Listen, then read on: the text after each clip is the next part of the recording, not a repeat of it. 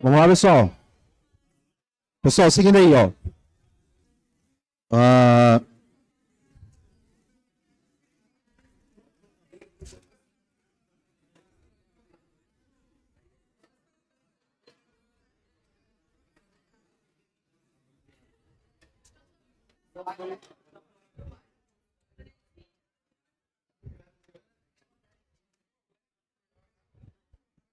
E aí, a gente pode seguir?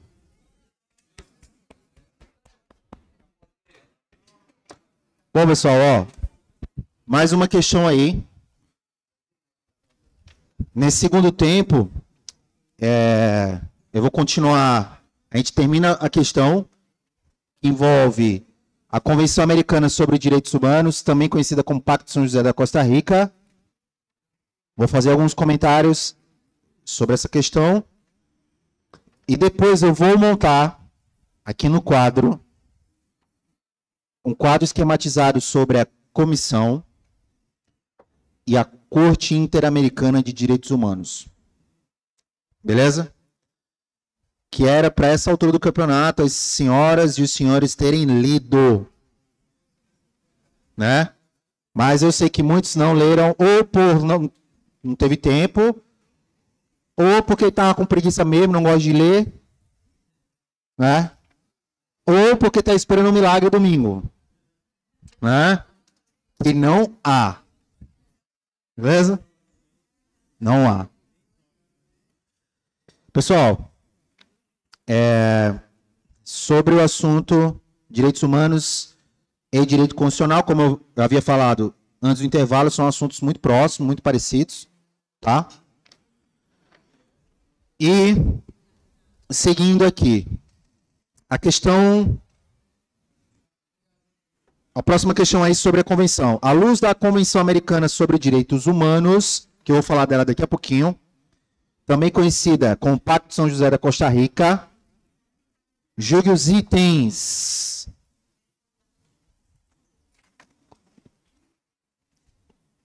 Vamos lá. Admite-se a pena de morte em relação aos direitos políticos e aos delitos conexos. A Convenção Americana de Direitos Humanos permite pena de morte por crimes políticos? Não. Tá.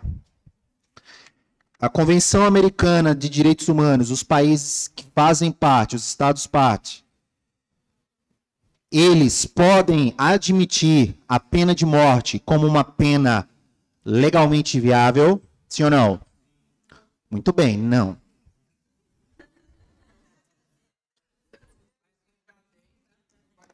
Vamos lá. Vamos lá. Calma, tudo vai dar certo. Eu vou continuar tomando minha água aqui. Vamos nessa. Eu adoraria. Vamos lá. É por isso que eu mentalmente, tá? Eu fico.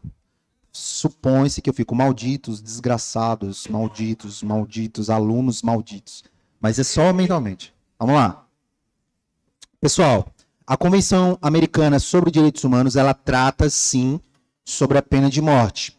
Os estados que aderiram à Convenção, ao Pacto de São José da Costa Rica, esses estados, eles têm a obrigação de não aderir à pena de morte como uma pena legalmente viável, beleza? Beleza. Mas, porém, contudo, todavia, entretanto, não obstante, existem estados que já têm pena de morte, já tinham pena de morte antes da Convenção Americana de Direitos Humanos, beleza? Então, vamos lá. Então, do que trata? Aqui a gente está falando sobre a pena de morte. Eu estou falando especificamente do Pacto de São José da Costa Rica. Ou simplesmente Pacto não. Pacto de São José. Vamos lá. Então, a pena de morte, ela é vedada. Vedada. Salvo nos países que já possuem, já tinham pena de morte antes da convenção.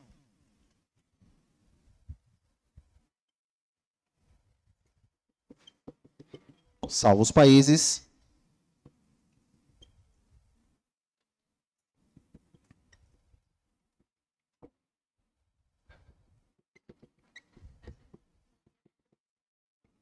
de maneira bem simples. Só que a pena de morte, ela tem um rito, tá? Ela pode ser executada? Como é que é essa execução?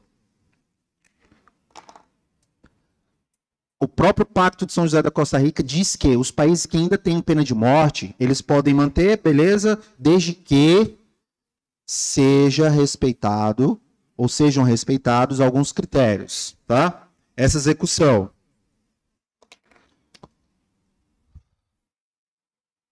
Ela tem que ser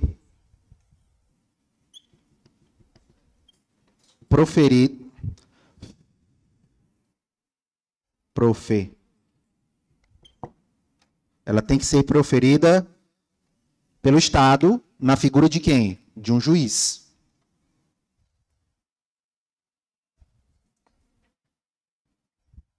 Ela tem que ser proferida por um juiz. E tem que ser concedido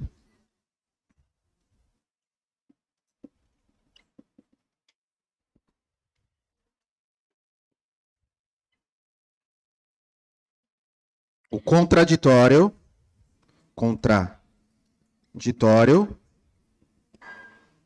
e ampla defesa. Tá?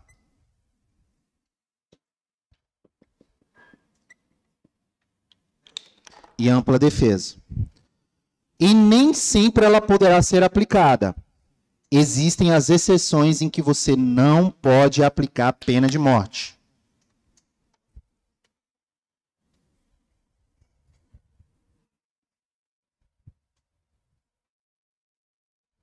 Não poderá ser aplicada,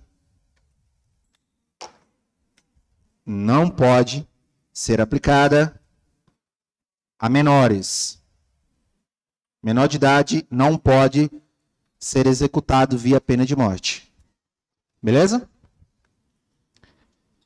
Não pode ser executado para maiores de 70 anos. E não pode ser aplicada pena de morte para mulheres gestantes.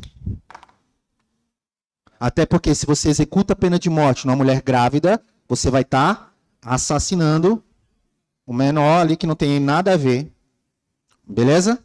Mas, em regra, os países que são signatários da Convenção Americana de Direitos Humanos não podem ter pena de morte, a não ser que isso já constava no ordenamento jurídico deles anteriormente.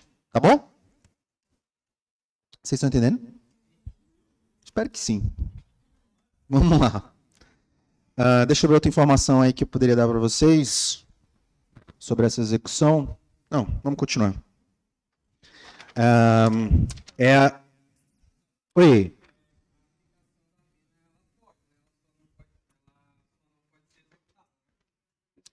É isso, você executar a pena de morte. Não, no geral pode, tá? Eu nem lembro o artigo, ó. Faz tanto tempo que eu li a convenção, porque ela é muito grande. São 80 artigos. Ó. A Declaração Universal de Direitos Humanos, que é óbvio que vocês já leram, ela rapidinho dá para ler, viu, daqui até o dia da prova. 10 minutinhos. É o quarto, né?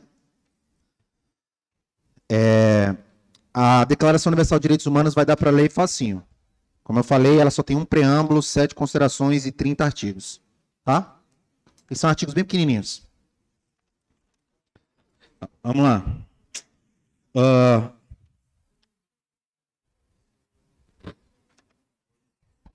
É a 2, né? 2. O direito à vida deve ser protegido pela lei desde o momento do nascimento. Se dá com o início do trabalho de parto. Isso.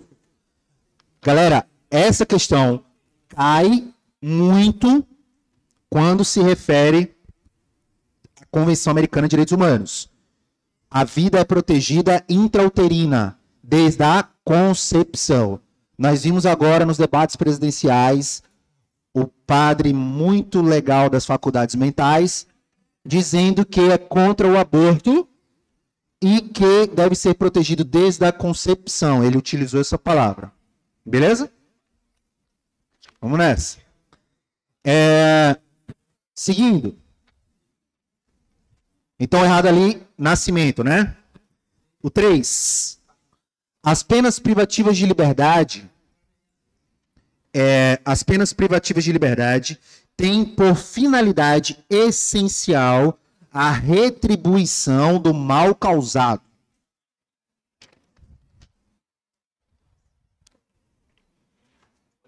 Vamos lá. Pessoal, as penas privativas de liberdade.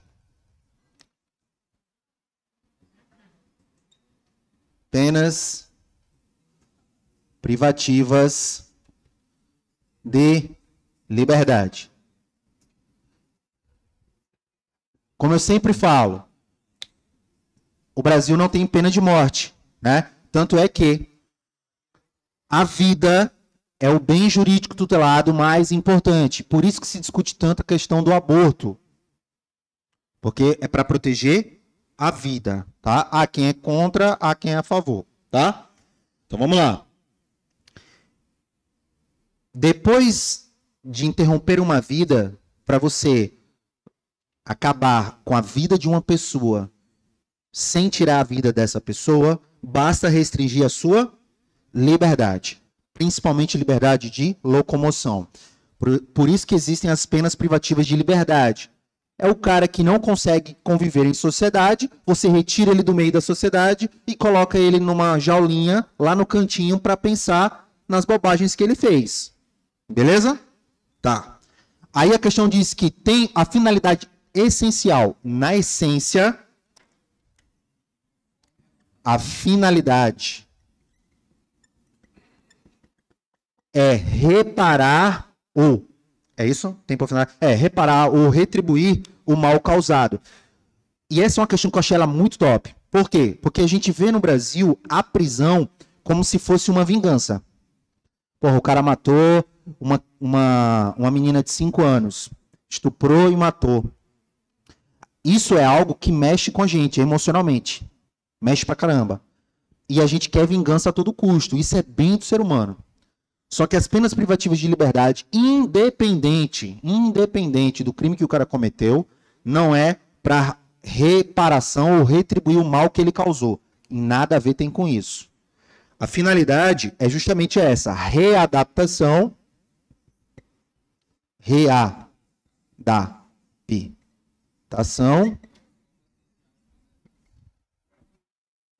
e reformulação social, né? Ou reinserção, né? Eu vou botar exatamente como está aí. Eu ia colocar reforma social. É reinserção, né? Ixi, como é que se escreve? É com cedilha aqui? Né? Readaptação e reinserção, né? Reforma, né? Porra. Então vamos botar aqui. Botar reforma social, tá? Ou só reforma? Vamos colocar só essas duas. E reforma. Qual é o objetivo principal? É a recuperação do apenado. Ou seja, a reeducação dele. É ressocialização, tá? Ou seja, a finalidade disso daqui simplesmente é a reeducação, com o objetivo de recolocá-lo em convívio na sociedade. Essa é a finalidade da prisão. Pô, professor, pelo amor de Deus, não concordo, acho um absurdo. Não quero a sua opinião. Nem a prova quer. Viu, Kennedy?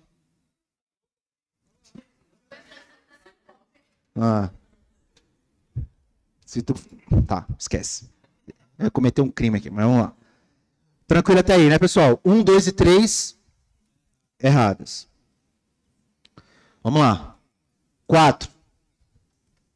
Ninguém deve ser constrangido a executar trabalho forçado ou obrigatório.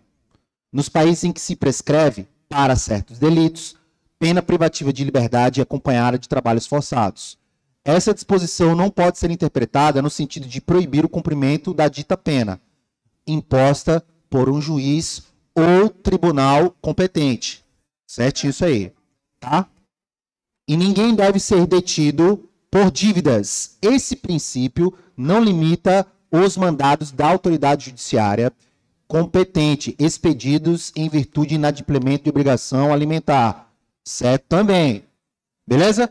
Traduzindo para vocês. Ninguém é preso por dívida, a não ser pensão alimentar. Tá? Mas vamos lá. Qual é o bizu que eu quero dar para vocês para esse ponto? Alunos queridos do meu coração. Preste atenção aqui. O que é que você vai levar para sua prova em relação a esses dois aqui? Tá? Vamos lá. Ó. Trabalho forçado. Ó, o trabalho forçado, preste atenção, viu? Porque se tu me errar isso aqui na hora da prova, você vai mentir pra mim. Beleza? Porque se me contar na rua, eu vou cometer um crime. No mínimo, uma lesão corporal grave. Mas vamos lá, sério agora. Falando sério. Pessoal, o trabalho forçado. Trabalho forçado, no caso do Brasil, é permitido? Não. Inclusive, é uma vedação constitucional. Artigo 5º, inciso 47 da Constituição. Beleza? Ó, artigo 5º, inciso 40... Eita, como é que escreve 47? Eu acho que é assim. X... Não, acho que é X, né? X... Eu acho que é assim. Beleza?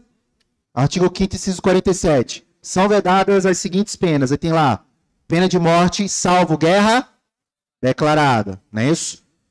Trabalhos forçados, de banimento, cruéis. Não, é outra que ele fala. De caráter perpétuo. Tá? Penas privativas, as penas que são vedadas no Brasil. Caráter perpétuo, pena de morte, banimento, trabalho forçado e cruéis. Beleza? Vamos lá. Inciso 5º, 47. Depois confere lá se é isso aqui. Tá. Não pode. Mas há países em que isso é permitido.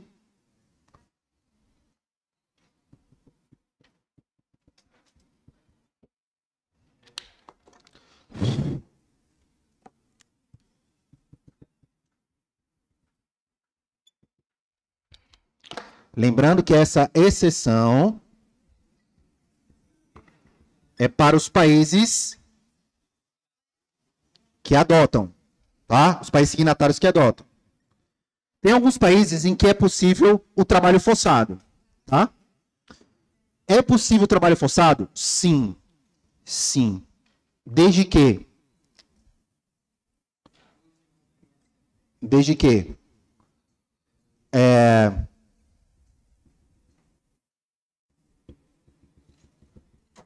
Respeite a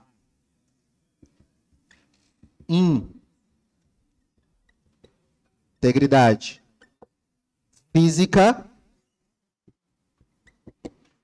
e moral ou psicológica, tanto faz, do preso.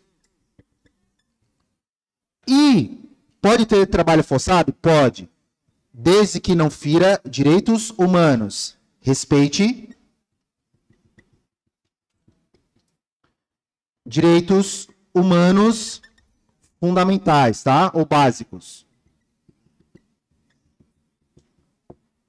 Não pode desrespeitar os direitos humanos do preso e também não pode denegrir o preso fisicamente ou moralmente. Beleza? Não sou eu que estou falando isso. Isso você vai encontrar lá na Convenção Americana de Direitos Humanos. Tá? Bom, eu acho que essa aí foi a última. Ótimo. Se quiser, pode ligar aqui na frente, viu, brother? Valeu. Vamos lá. Vamos lá para a Declaração Universal de Direitos Humanos.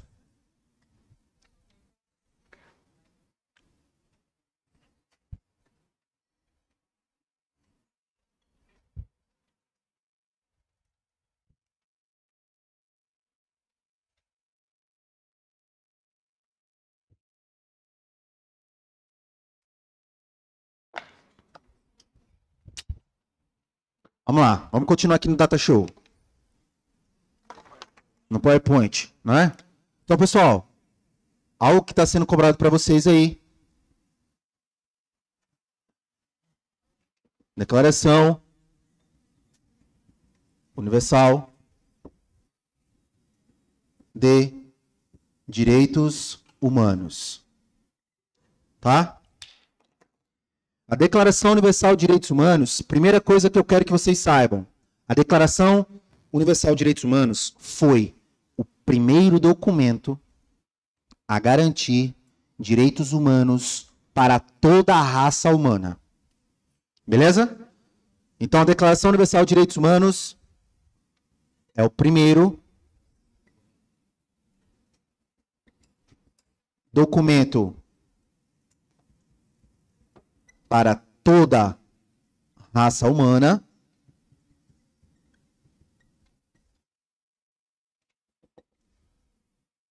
em escala global ou planetária.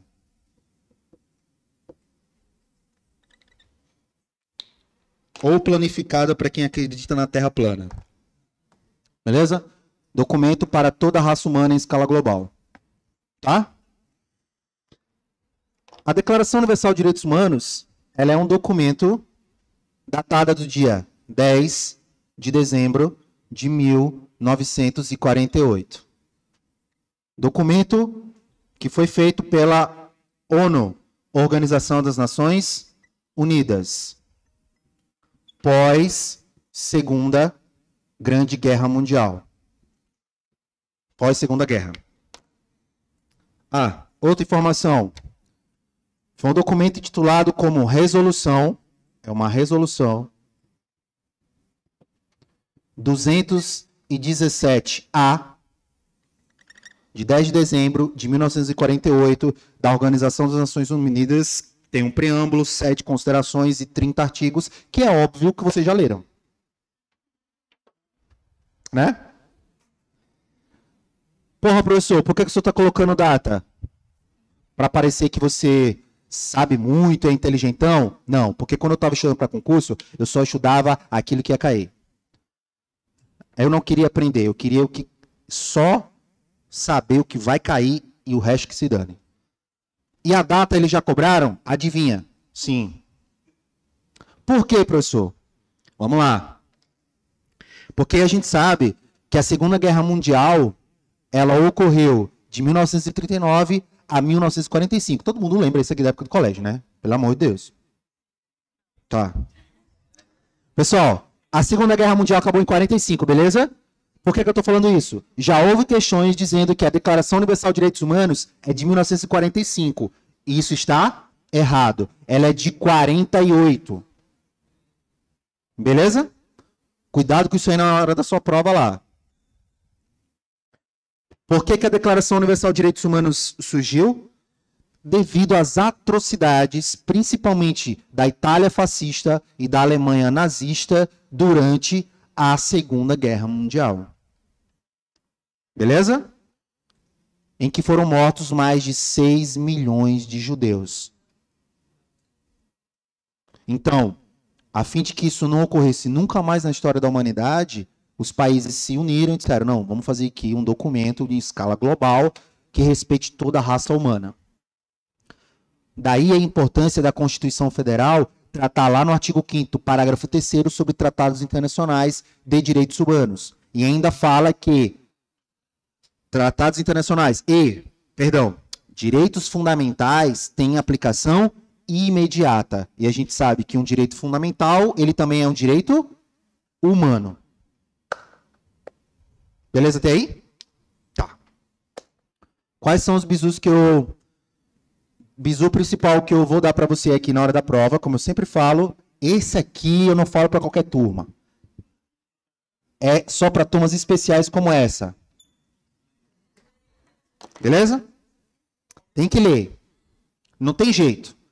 E a leitura da Declaração Universal de Direitos Humanos, ela é muito simples. Não tem o juridiquês que a gente conhece, como a colega ali estava falando. Pô, professor, estou aqui vendo flagrante próprio, flagrante impróprio, flagrante presumido e tal, bararei, barará. A Declaração de Direitos Humanos, lembrem-se, que ela foi um documento escrito para servir para toda a raça humana. O cara lá no Nepal, o cara lá no Camboja, o cara lá no Sri Lanka, ou em Papua Nova Guiné, na Oceania, ou o cara lá no Rio Grande do Sul, ler e entender. Ela é simples. Tá? Eu sempre dou importância para 2 artigos que caem bastante em prova.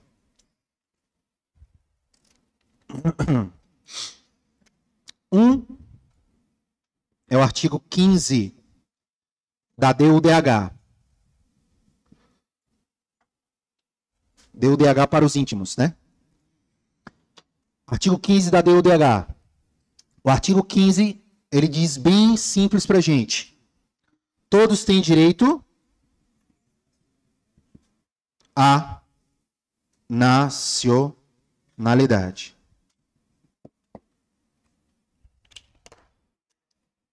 Ou mudar de nacionalidade.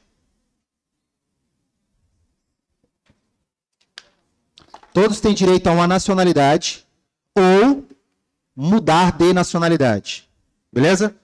Aí a Constituição Federal vem, lá no artigo 12, inciso 1, a linha A, a linha B e a linha C, e fala sobre os critérios ius solis e ius sanguinis.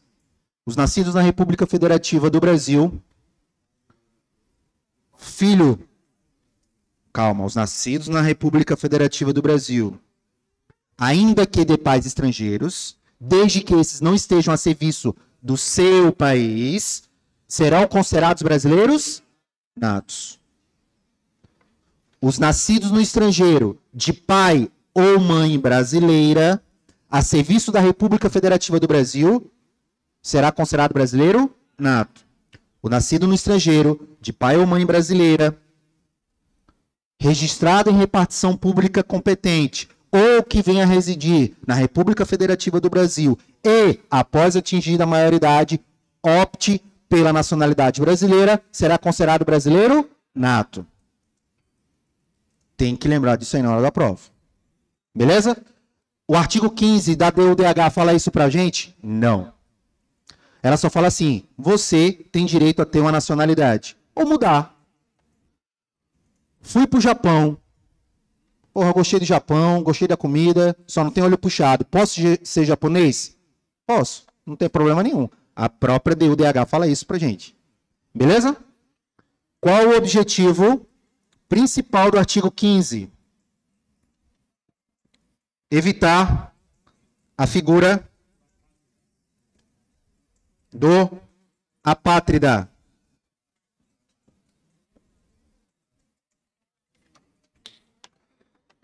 Evitar a figura do apátrida. Presta bem atenção. O apátrida é aquele cidadão que não tem um vínculo jurídico com um país. Que, obviamente, essa altura do campeonato vocês também já sabem. Beleza? Não tem figura, não tem vínculo jurídico. E por que isso? Se o cara não tem vínculo jurídico, ele não tem como reivindicar direitos humanos e fundamentais. E não pode exercer a sua cidadania. Tá tranquilo até aí? Beleza. Vamos almoçar. Vamos lá.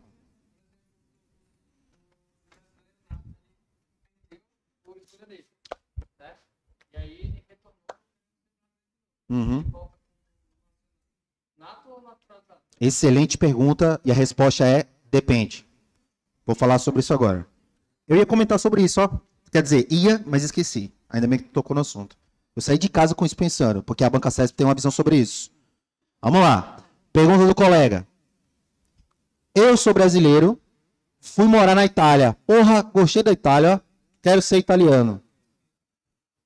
Itália, deixa eu ser italiano. A Itália, beleza, gostei de você, você é italiano. Pronto. Virei italiano porque eu quis. Então eu perco a nacionalidade automaticamente, a brasileira. Pensa nisso, faz analogia com o casamento. Legalmente falando, você não tem como casar no papel com duas pessoas. É crime isso. Se você quiser, bigamia. Se você quiser, você tem que se desvincular de uma pessoa para casar com outra. Com países é a mesma coisa. Vínculo jurídico. Tá? Aí vamos lá. Escolhi ser italiano. Perdi a nacionalidade brasileira. Logo, eu sou o que agora? Eu sou o quê? Estrangeiro. Eu sou estrangeiro. Ah, professor, você é italiano? Não interessa. Você conhece a Constituição italiana? Porque eu não. Eu mal sei a brasileira. Eu sei que agora eu sou estrangeiro, beleza? Voltei pro Brasil. Voltei pro Brasil. Cheguei aqui e falei, Brasil, me arrependi. Quero voltar a ser brasileiro. Eu volto e recupero minha nacionalidade brasileira, beleza? Esse é o primeiro ponto, guarda essa informação. Eu sou brasileiro nato, ou era. Mudando a história agora. Eu sou brasileiro naturalizado. Nasci aqui no Peru. Mas vim e me naturalizei aqui. Sou brasileiro naturalizado. Fui morar na Dinamarca, porque lá é bem difícil de viver, né? Não tem trânsito, tudo funciona, o salário é legal, né? Fui morar na Dinamarca. Escolhi ser dinamarquês. Eu perdi a nacionalidade brasileira. Lembre-se de que eu era brasileiro naturalizado. Tranquilo? Me arrependi de ser dinamarquês. Pô, funciona tudo aqui, não tem uma bala perdida, não tem corrupção. Vou voltar pro meu país. Né? Aqui tem mais emoção. Voltei pro Brasil, chega aqui no Brasil. Brasil, velho, me arrependi, ó. Volta aí comigo. Aí o Brasil, eu volto. Aí a pergunta é, em um caso, eu era brasileiro nato, virei estrangeiro, beleza? Voltei e pedi para voltar pro Brasil. No outro, eu era naturalizado. Voltei e pedi para voltar para o Brasil. Aí a pergunta é, nos dois casos, eu volto como? Eu era nato, perdi a nacionalidade, voltei, pedi para ser brasileiro. Eu vou ser nato ou naturalizado? Ó, gerou dúvida, tá vendo? Top. E essa dúvida que vocês não vão levar para prova. Porque lá na Banca CESP, para a Banca CESP, você volta como você era. Eu volto como? Nato. Ponto. Por que, professor? Porque sim. Beleza? Fechou? Volta como era. Eu era naturalizado, eu vou voltar como? Naturalizado. Fechou? Oi. Quem está perguntando aqui?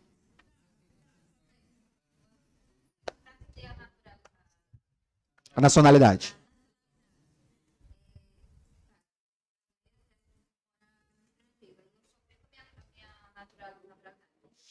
A nacionalidade.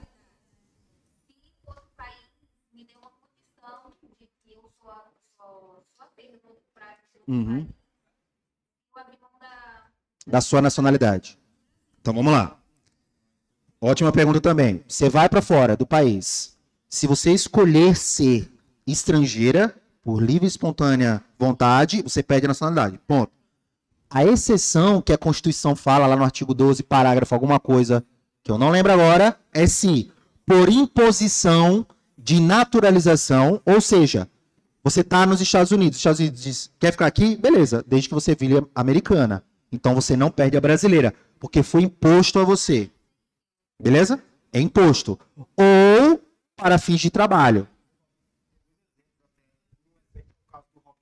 Uhum. inclusive a Milona, a Itália mandou uma solicitação, eu fiz para o Brasil extraditar, não vai. Sim. E o segundo foi aquela moça lá que matou o marido dela, ela era brasileira nata, por opção, optou por ser americana, casou com o cara, matou ele e voltou pro Brasil. Os Estados Unidos, Top. Aí já era. Esse caso aqui, ó, bem simples e bem direto mesmo, os dois casos.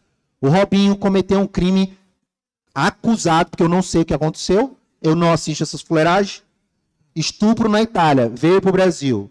A Itália disse: Brasil, pega o Robinho, prende e manda ele pra cá que a gente vai prender ele. O Robinho vai? Não. Por impedimento constitucional, artigo 5º, inciso 51 e 52. Brasileiro nato vai ser extraditado quando? Nunca. E quando eu digo nunca, eu quero dizer nunca. Por quê? Sim. Acabou. Pode, sem problema. Agora vamos lá. O caso dessa americana. Ela era brasileira, foi morar nos Estados Unidos. E disse: putz, velho, primeiro mundo, Estados Unidos, quero morar aqui. Aí ela disse: e ainda mais, quero ser americana. Ela virou americana porque ela quis. Nesse caso, ela perdeu a nacionalidade brasileira. Ela, esperta que só, não assistiu aula de direito constitucional, meteu a faca no marido, lá nos Estados Unidos, e vazou pro Brasil. Chegou aqui no Brasil e disse: Brasil, tô de volta, ei, tô aqui. Aí o Brasil disse: tá, tu veio de onde? Estados Unidos. Tu era o quê? Não, eu virei americana lá. Eles obrigaram? Não. Foi por causa de trabalho? Não. Então você não é mais brasileira, você é estrangeira. Extraditou ela e ela agora lá tá feliz da vida numa penitenciária federal nos Estados Unidos. Beleza? Ficou claro aí? Ficou claro? Ficou, né? Não erra isso não também. Não sei, você, como eu falo, você vai estar fazendo pé sobre a terra. Vamos lá. Tá tranquilo aqui, né, pessoal? Avança.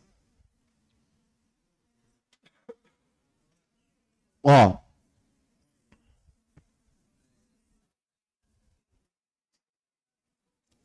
Mais dois bisus aqui em relação a direitos humanos. Questão que cai bastante. O artigo 26 da DU-DH. Da DU-DH. O artigo 26, ele fala sobre educação. Educação como um direito humano.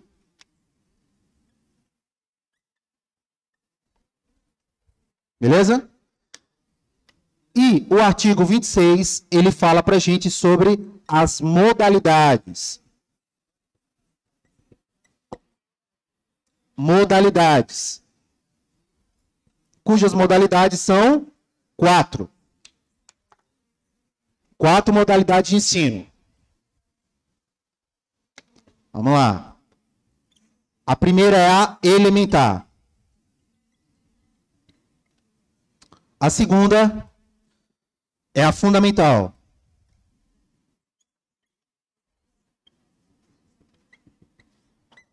A terceira é o ensino técnico, né? Técnico profissional, né? É isso que tem aí mesmo? É, né? Profissional. Faz um tempão que eu li isso aqui, mas vamos nessa. E o último é o superior. Beleza? Olha só. Ela fala sobre os ensinos elementar, fundamental, técnico, profissional, superior. Que toda raça humana tem direito à educação. Nessas 4 modalidades. As 4 modalidades são idênticas em todos os países? Obviamente que não. Nos Estados Unidos, o nível médio é high school. No Brasil é nível médio. Que já foi segundo grau e já foi técnico científico. Beleza? Supletivo, exato. Beleza? Vamos lá. Ó. A DU-DH, no artigo 26, lá de 1948, diz pra gente que ambos são gratuitos. Pelo menos. Ambos são gratuitos, pelo menos. Ou seja, pode ou não ser gratuito. Ficou claro isso aí? Ficou claro, eu sei, vocês leram lá, você viu lá pelo menos, né? Vamos lá. O elementar, ele é a única modalidade aqui que vai ser obrigatória. Os dois são gratuitos, só é que o elementar é obrigatório. E qual é a pegadinha de prova? Ele diz que o fundamental é obrigatório. Beleza? Cuidado com isso aí. Vamos lá. O técnico profissional. Acessível. Acessível a todos. Beleza? Acessível a todos. E o superior é baseado no? Superior é baseado no mérito. Superior é baseado no mérito. A famosa meritocracia que o pessoal fala tanto, né? Ah, professor, tem que ser meritocracia. Não é assim que o pessoal fala? Que não existe, né? Mas vamos lá. Existe meritocracia? Ah, tá. Concurso público. Porque senão eu ia te dar R$5 e ia mandar você para o centro de São Paulo e ia dizer agora, vença na vida, meritocracia. Não é isso? Vamos lá. Mas tá tranquilo até aí, né? Pessoal, esse mérito, leia-se o famoso vestibular da vida, tá? Mas a pegadinha vai morar mais aqui. Deixa eu ver outra coisa que eu posso lembrar aí para vocês. Ah. Eu não lembro o artigo agora que fala sobre família.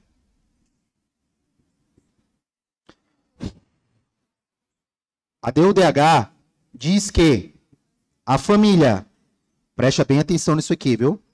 Muita atenção. A família é o núcleo. Eu não sei como é que está no texto, mas parece que é o núcleo natural e fundamental da sociedade. Tá? É o núcleo natural e fundamental da sociedade.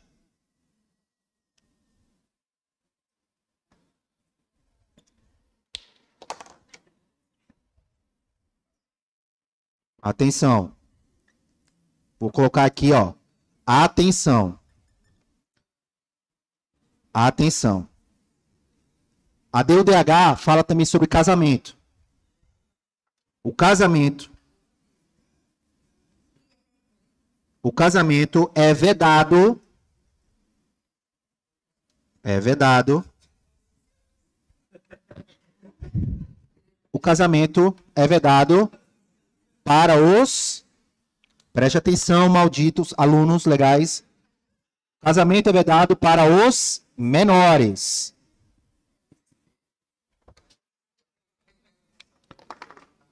Aí qual é a pegadinha na hora da prova?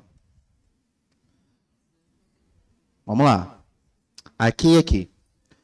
A Declaração Universal de Direitos Humanos deixa claro que a família é o núcleo natural e fundamental da sociedade. Beleza? Qual é o artigo, brother? Tu achou aí? É o 16, é? Tá. Aí tem gente que deve estar perguntando, porra, professor, você leu quando isso aí? 2018, a última vez que eu li. Porra, professor, como é que você lembra? É porque eu li aí algumas centenas de vezes. A prova. Beleza? Eu sei todos os artigos que estão lá? Não. Obviamente que não. Mas se eu me submeter à prova, a memória vai buscar a informação, tá?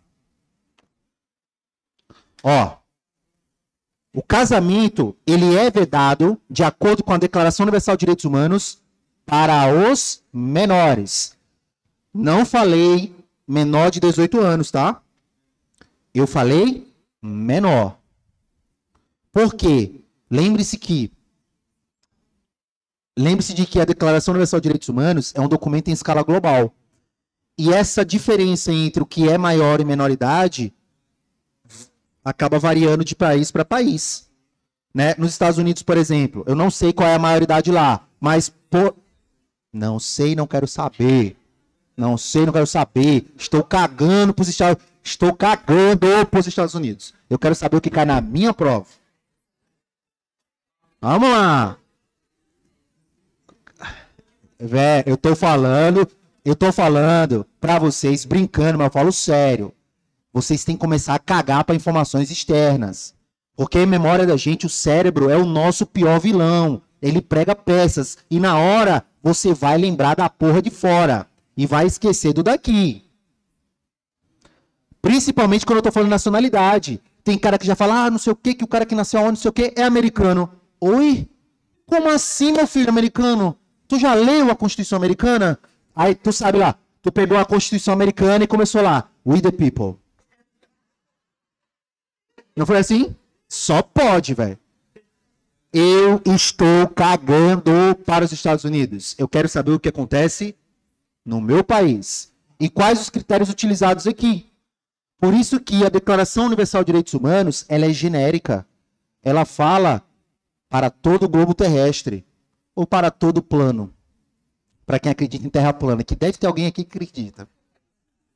É possível, né? Vamos lá. Vamos nessa. Qual é a principal pegadinha? Por que eu estou dando esse bizu para vocês? Porque eu já vi, ninguém me disse, eu vi questões assim, a banca cobrando assim. O casamento é o núcleo natural e fundamental da sociedade. Aí muitas vezes a gente leva nossa experiência religiosa, nossa experiência como indivíduo heterossexual para a prova. Se lasca. Porque família, para a Declaração Universal de Direitos Humanos, é no sentido lato sensu. 2 homens formam uma família? Sim. 2 mulheres formam uma família? Sim. Uma comunidade inteira forma uma família? Sim. Isso pode ser uma família. Então, o que é família? Depende. Um trisal? Essa sala de aula pode formar uma família? Sim. Você vai numa comunidade indígena aqui, é uma família ou não é? É, pô. Então tem que ter esse cuidado. Deve ter esse cuidado. Por isso que eu estou falando. São as coisas máximas para quem está estudando para concurso. Algumas coisas é por quê? Porque é. Porque sim. Outras não, a gente tem que aprender. E outras é opinião. Eu e a prova estamos cagando para a opinião de vocês. Lá não vem assim, de acordo com a sua opinião, marca alternativa. Seria top, né?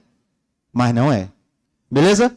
E aqui, ó, muita gente leva essa informação para a prova. A banca, sabendo disso, coloca o que lá? Que o casamento, e eu já vi isso em questão, é o núcleo natural e fundamental da sociedade. Não, porque pode existir uma família, na concepção da palavra, feliz, sem que haja casamento. Beleza? Cuidado com isso aí. Cuidado com isso aí na hora da sua prova. E outra, menor, leia-se menor e não menor de 18 anos, tá? E aí sim, agora uma informação que é os que iam falar aqui sobre os Estados Unidos. Os Estados Unidos têm regras diferentes mesmo. Lá, o cara tira habilitação com 16 anos. No entanto, ele só pode consumir bebida alcoólica aos 21. Tem essas diferenças. Beleza? Bom, basicamente é isso aí. Vamos encerrar agora com Corte e Comissão Interamericana de Direitos Humanos. Como eu falei, se fizer a leitura, é bem complexo. Bem complexo e chato. Eu vou montar um quadro para que vocês possam visualizar, anotar e fazer aquela revisãozinha, passar o olho na véspera de prova, tá? Vamos aqui.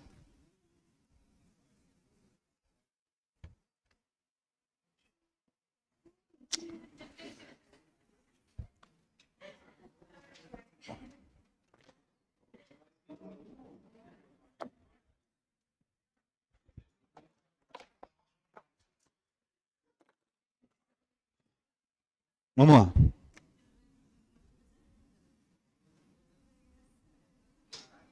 Convenção Americana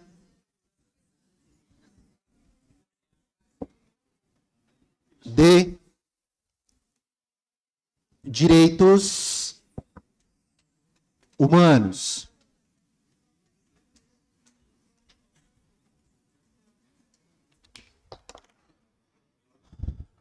Deixa eu apagar aqui, que eu vou precisar desse lado.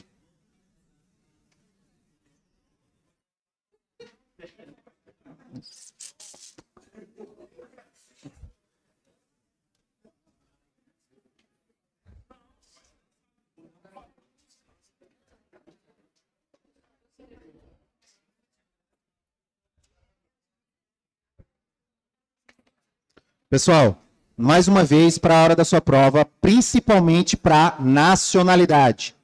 Cuidado!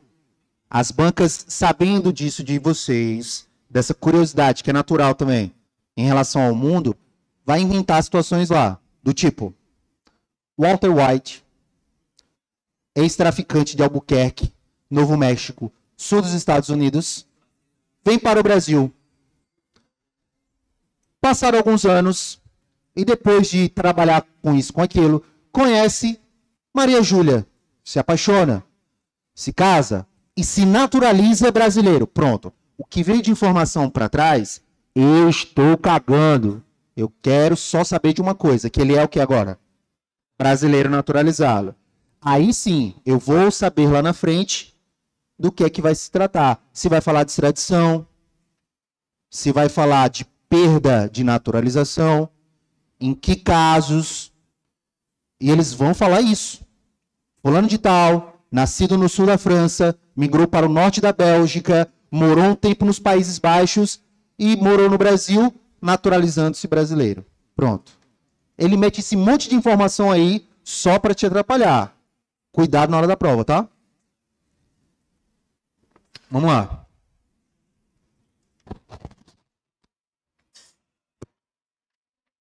Deixa eu ver o que eu botei.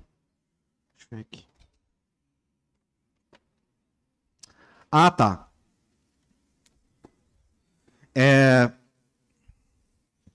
Opa, pode deixar.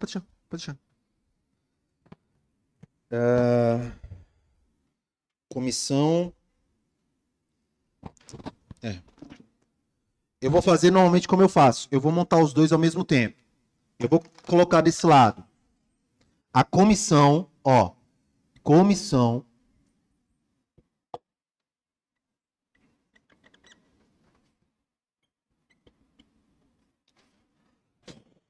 Interamericana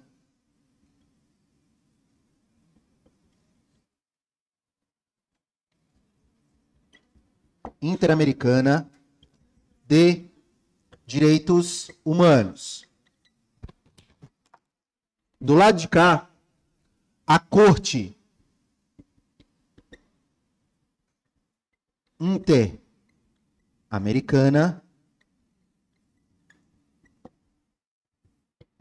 de Direitos Humanos. São dois órgãos dentro aí da Convenção Americana. Essas duas coisas que eu coloquei aqui estão dentro da Convenção Americana de Direitos Humanos, tá? Só para relembrar.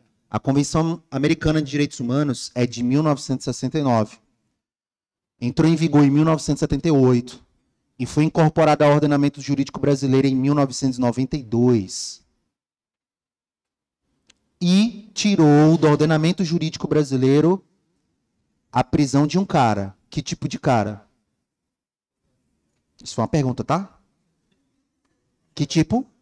A prisão do depositário infiel. Beleza? Mas eu não dou moral pra você, que você tem a obrigação de saber, velho. Ó. Mas sério, vamos lá. Tem até uma súmula vinculante. Eu acho que a súmula vinculante... Putz. Eu acho, tá? Súmula vinculante 25. Que ela diz que será ilícita qualquer prisão do depositário... Não. Será ilícita a prisão do depositário infiel, seja qual for a modalidade de débito ou de dívida. Resumindo, não pode prender o depositário infiel. Só existe hoje no Brasil uma prisão civil por dívida, pensão alimentícia. Só. Mas se você buscar lá na Constituição, não vai estar lá. Vai estar lá. Por quê? Porque a Convenção Interamericana de Direitos Humanos, ela é de 1992. E aqueles tratados internacionais de direitos humanos só é de 2004 para cá. Tá meio embaçado, não tá? Mas vai piorar. Vamos lá. Pessoal, eu quero que vocês entendam o seguinte. De 2004 para frente, tratados internacionais de direitos humanos, votados nas duas casas, em 2 turnos por 3/5, vai ser a própria Constituição Federal. De 2004 para trás, vai ter força supralegal. Ou seja, a Convenção Americana de Direitos Humanos derrubou todas as leis que falavam sobre a prisão do depositário infiel. Beleza? Para quem não sabe, falo isso direto. O que é o depositário infiel? De novo. Minha Constituição é minha. É minha propriedade esse livro, concorda? O Kennedy é depositário fiel dela. Eu só disse assim, velho, toma conta. Só que aí ele diz, não vou devolver. Ou seja, ele evolui de depositário fiel e passa a ser depositário infiel. Antigamente, ele poderia ser preso por isso. Hoje não pode mais. O que vai caber no máximo é um processo para que ele me pague alguma indenização, alguma coisa do tipo. Beleza? Só isso. Tranquilo aí? Vamos lá. Comissão. Tá, o que é que mais é cobrado? É a composição, tá? Composição. Como assim composição? Quem são os caras ou as pessoas que formam a Comissão de Direitos Humanos? São 7 membros. 7 membros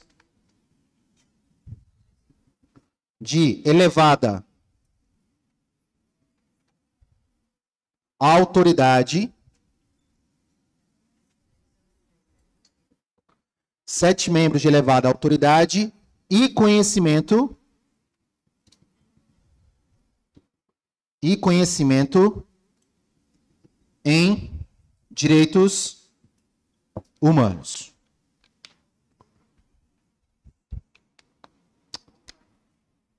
Eles têm mandato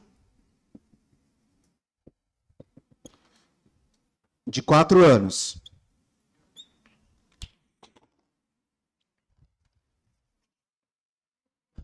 Membros de elevada autoridade e conhecimento de direitos humanos, mandato de 4 anos. Ah, tá aqui. Deixa eu ver o que mais eu esqueci. Tá.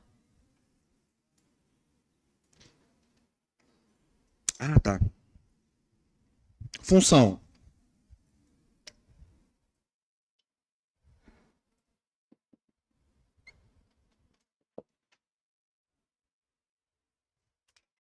Função. Promover a observância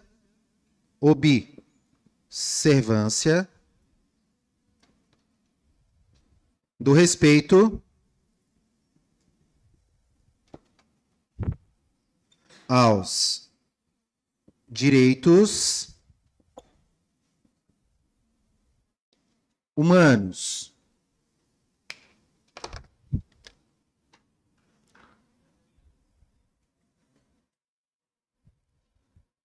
Quem é que pode peticionar?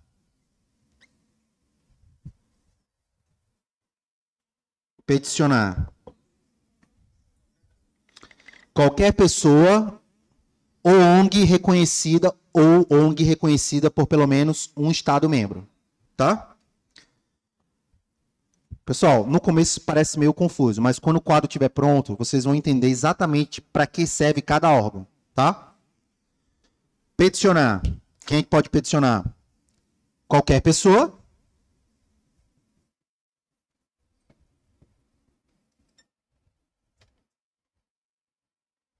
Ou ONG reconhecida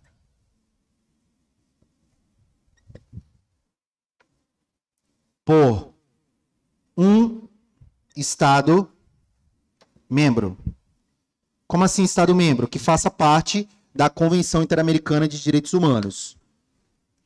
Tá bom? Professor, o que é peticionar? Vamos lá. Eu fui preso, exemplo. Fui preso e fui torturado na cadeia. O Estado brasileiro, um policial, pode me torturar? Não.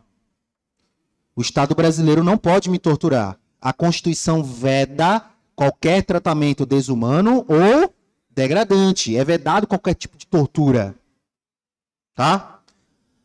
Aí, beleza, eu fui torturado. Eu fui torturado pela polícia. Ou seja, eu fui torturado pelo Estado. E aí, o Estado não fez nada. Cagou pra mim. Aí tem um órgão a nível de continente americano, que é a Comissão Americana de Direitos Humanos. Aí eu vou lá na comissão com uma petição e digo assim: comissão, tome providências, porque o Estado brasileiro me torturou. Ficou claro aí? Ou uma ONG reconhecida por pelo menos um Estado parte. Deixa eu ver se eu estou esquecendo alguma coisa.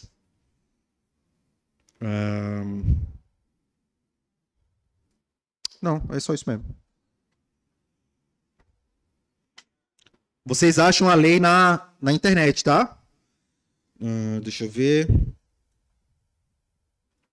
É isso mesmo. Vamos lá. Oi. Desculpa, não entendi. Ele pode ser reeleito mais uma vez. E tem uma exceção também, tá? E tem uma exceção. E tem uma exceção. Que 2 membros... É alguma coisa assim. Ou 3. Deixa eu ver aqui, tá? Ó, a exceção é 3 membros com mandato de 2 anos. Tá? 3 membros com mandato de 2 anos. Tá? Mas vamos lá. A corte. Vamos para a corte. Ó. A corte, nós temos a composição dela.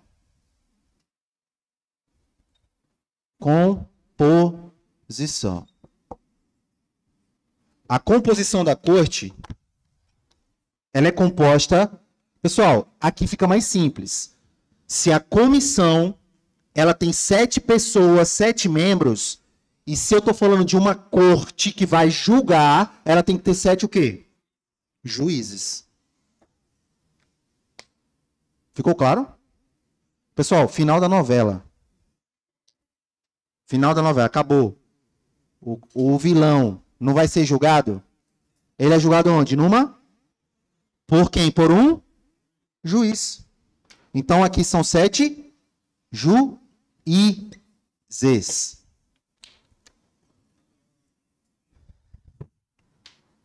E é vedado 2 juízes de mesma nacionalidade. Pessoal, vocês estão entendendo que eu estou falando da Corte Interamericana de Direitos Humanos. Ela vai julgar, basicamente, os Estados-membros. Artigo 5º da Constituição, parágrafo 4º. O Brasil se submete à jurisdição do Tribunal Penal Internacional, a cuja adesão tenha manifestado vontade. Beleza? Em 2017, foi 2018, o Estado brasileiro, mais precisamente São Paulo, foi condenado pela morte do jornalista e, na época, diretor da TV Cultura de São Paulo, Vladimir Herzog. Por quê? Nós estávamos num período de regime militar, ele era afiliado ao PCdoB, Partido Comunista do Brasil, que existe até hoje, foi convidado a comparecer a um órgão do governo e, estando lá, ele foi suicidado. Ele apareceu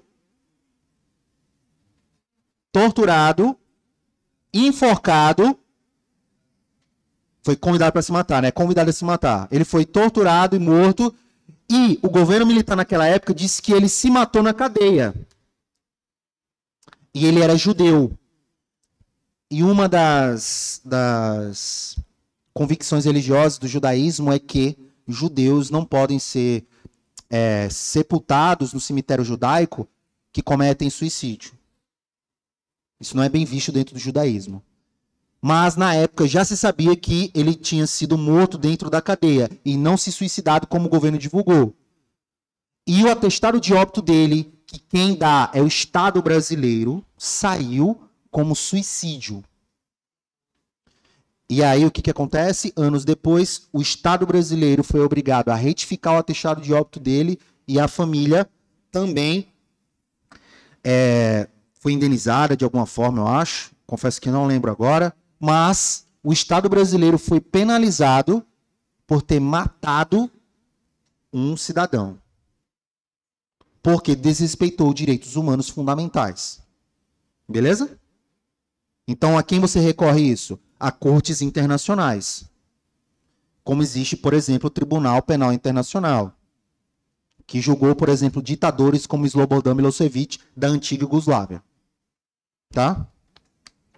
Então, qual é a composição da Corte Interamericana de Direitos Humanos? 7 juízes, tá? A sentença dada por essa corte,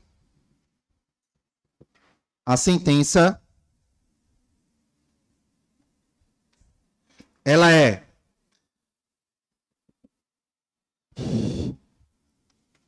tem que ser fundamentada, definitiva e inapelável.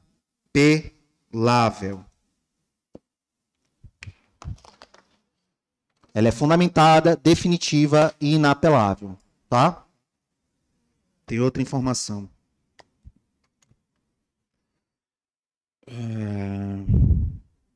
Ah, tá, verdade. Vamos aqui. Aí vem. Pessoal, aqui é a competência na comissão para peticionar. Quem é que pode levar uma petição dizendo assim, ó, o Estado brasileiro me torturou? Qualquer pessoa ou uma ONG, reconhecida pelo menos por um Estado membro, tá? Aqui é quem tem a competência para submeter casos à corte.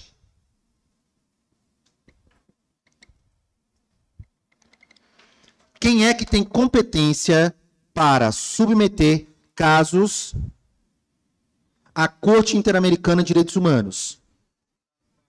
Os Estados partes, né? Vamos lá.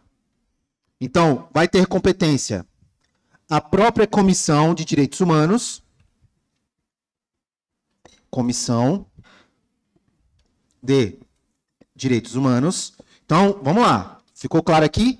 Eu fui torturado pelo Estado brasileiro. Cheguei na comissão e disse, comissão, o Brasil não fez nada, eu fui torturado, eu sofri, fui preso injustamente e tive o meu direito humano ferido, atacado.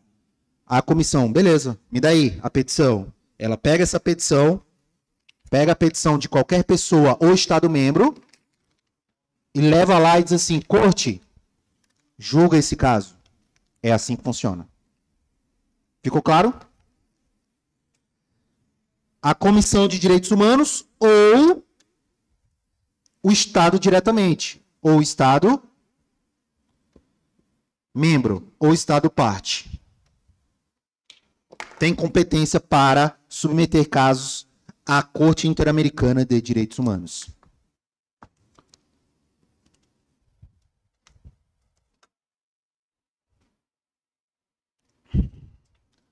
Deixa eu ver outra informação. Tem uma que eu acho ela bem interessante. É essa daqui, ó. Ó. São 7 juízes, beleza? E é vedado 2 juízes de mesma nacionalidade. Aí tem algumas observações que pode vir à sua prova. E já caiu em questões de prova. Que é o quórum mínimo.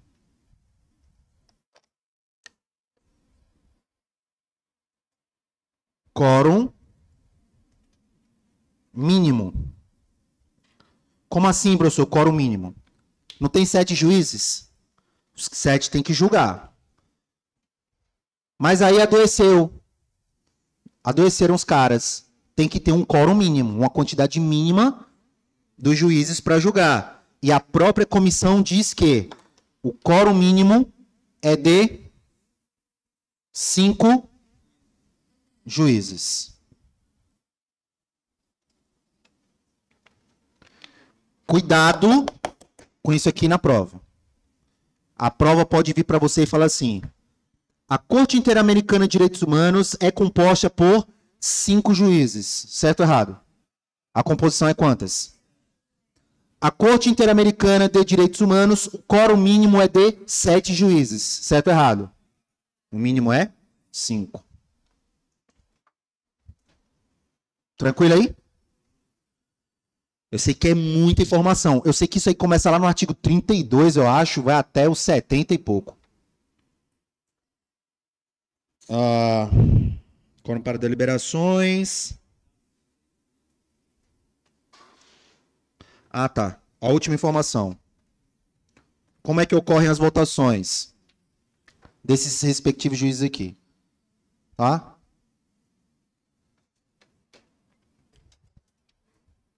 Como é que ocorre a votação?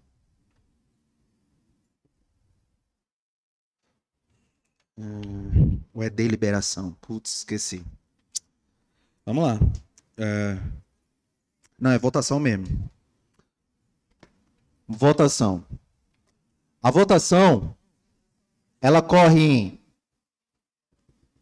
Assembleia Geral.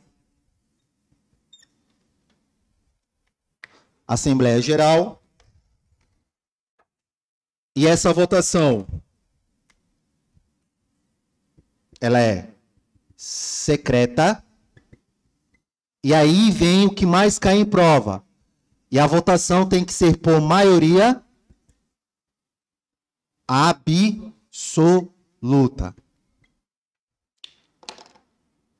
A votação tem que ser por maioria absoluta.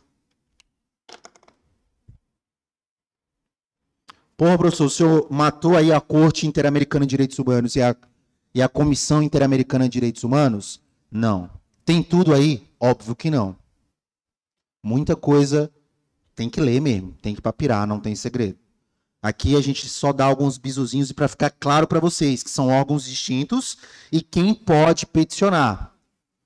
Então, vem lá, a Corte Interamericana tem competência para submeter casos à Corte qualquer pessoa, certo ou errado?